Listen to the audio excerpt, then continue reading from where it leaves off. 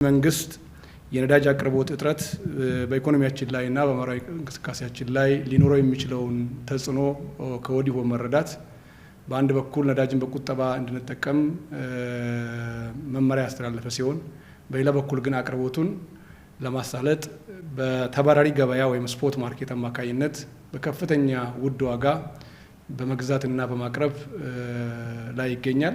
እስካሁን መንግስት ወደ 262 ቢሊዮን ብር ገደማ ነዳጅ ለመደጎም ጥረት አድርጓል። አሁን ላይ በየወሩ ከ15 እስከ 20 ቢሊዮን ብር ገደማ በመደጎም ላይ እንገኛለን። በእኛ ሀገር ሁኔታ ከሌሎች ሀገራት በተለየ ሁኔታ ልንከተል የፈለግነው ማህበራዊ እንቅስቃሴዎችን መክታት፣ ኢኮኖሚያዊ እንቅስቃሴ መክታት ሳይሆን ይህንን ፈተና ከዜጎች ጋራ በትብብር በመሆን ከህዝቡ ጋራ በትብብር በመሆን በመረዳዳት መንፈስ መንግስት የሚያቀርበውን ነዳጅ በቁጠባ የመጠቀምና ለወሳኝ ኢኮኖሚና ማህበራዊ አውታሮች ቅድሚያ የመስጠት የፕራዮሪታይዜሽን ስራን እንደ ትኩረት የምንከተል መሆኑን ለማንሳት እፈልጋለሁ። በሌላ በኩል በየማደያዎቹ የሚተገበር ነዳጅ አጠቃቀም ቅደም ተከተል ለይተናል። ሁለተኛው ውሳኔያችን ይህ ማለት ከዛሬ ጀምሮ የነዳጅ ማደያዎች አሁን በሚገልጸው ቅደም ተከተል ብቻ ነዳጅ የሚያቀርቡ ይሆናል። አንደኛው ቅድሚያ ማግኘት ያለበት ከነዳጅ አንጻር ነዳጅ የሚያጓጉዙ ቦቴዎችን፣ ሁለተኛው ከፍተኛ የአምራች ኢንዱስትሪዎችና የኤክስፖርት ድርጅቶች ቅድሚያ እንዲያገኙ ይደረጋል። ሶስተኛው በግንባታ ላይ ያሉ ልዩ ትኩረት የሚሹ የመንግስትና ቁልፍ የግል ፕሮጀክቶችም ጭምር በነዳጅ ምክንያት እንዳይቆሙና እድገታችን እንዳይጎዳ በከፍተኛ ጥንቃቄ ነዳጅ መቅረብ መቻል አለበት። 2 እና 3 ላይ ያሉት በቀጥታ ተጠቃሚ ማዕቀፍ የሚስተናገዱ ሲሆን በማደያ የሚስተናገደው ቁጥር 1 ላይ ያስቀመጥኩት ነው። 4ኛ ላይ የገቢና የውጭ ምርት፣ የመሰረታዊ ፍጆታ ምርቶች እና ሸቀጣሸቀጦች እየጫኑ የጭነት ተሽከርካሪዎች ቅድሚያ ማግኘት መቻል አለባቸው።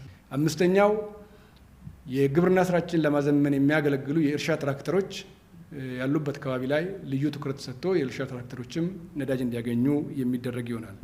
በ6ኛነት የህዝብ ማጓጓዣ የከተማ የህዝብ ማመላለሻ ተሽከርካሪዎች፣ ሀገር አቀፍና የከተማ የህዝብ ማመላለሻ ትራንስፖርት ባሶች በ6ኛ ደረጃ ትኩረት ሰጥቷቸው ነዳጅ እንዲያገኙ የሚደረግ ሲሆን በ7ኛ ደረጃ በናፍጣ የሚሰሩ ሌሎች ለህብረተሰብ ግልጋሎት የሚመጡ ተሽከርካሪዎች በቅድሚያ ሊስት ውስጥ ከ1 እስከ 7 የተዘረዘሩ ስለሆነ በእነኚህ ዝርዝር መሰረት ብቻ ማደያዎች በቅደም ተከተል እንዲሰሩ ይጠበቃል። ከዛሬ ጀምሮ በሚኒስቴር መስሪያ ቤታችን ስር የሚደራጅ የሁኔታዎች መከታተያ ልዩ ክፍል ከተለያዩ አግባብነት ያላቸው የፌዴራልና የክልል ተቋማት አማካኝነት ተውጣቶ ነዳጅ በማዕከላዊነት የሚመራበት የመረጃ ተደራሽነቱም ከማዕከል ከአንድ ምንጭ ብቻ የሚቀዳበት ለሚዲያ ለህብረተሰቡ የሚገለጹ ገለጻዎች ሁሉም እንዳፈተተው የሚገልጽበት ሳይሆን ከአንድ ማዕከል የሚቀርብበት ሁኔታ ተመስርቷል።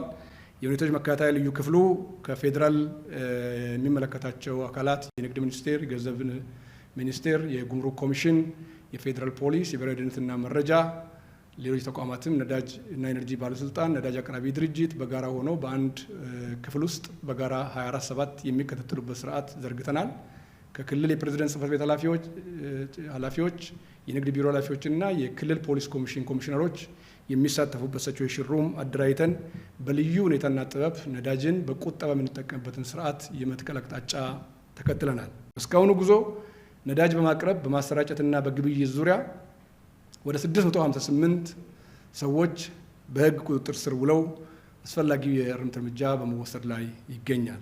በድምሩ 720,039 ሊትር ነዳጅ በጸጥታ አካላት ቁጥጥር ስር የተወረሰና ለመንግስት ገቢ የተደረገ መሆኑን ማንሳት ያስፈልጋል። ይህን ማነሳበት አሁንም ቢሆን በሳቦታጁ በሌብነቱ ውስጥ እና በግብይት ሰንሰለቱን መንግስት ካስቀመጠው አቅጣጫ ውጪ ተግባራዊ ለማድረግ የሚደረግ የትኛውም ሩጫ ከመንግስትና ከህዝብ እይታ ውጪ ስለማይሆን ተገቢ ቁጥጥር የሚደረግበት መሆኑን አበክሬ ማንሳት እፈልጋለሁ። በተለያየ ኃላፊነት ደረጃ ያሉ ተቆጣጣሪ አካላት የንግድ መዋቅር 52 ሰዎች፣ የጸጥታ ህግ አስከባሪ አካላት 23፣ የማደያ ባለቤቶች ስራ አስኪያጆችና ሰራተኞች 52 ሰዎች፣ ሾፌሮችና ረዳት ሾፌሮች 43፣ ሌሎች ህገወጥ አዘዋዋሪ ግለሰቦች 488፣ በጥቅሉ 658 ሰዎች ቁጥጥር ስር ውለው በአስፈላጊ ህግ እርምጃ በመወሰድ ላይ ይገኛል።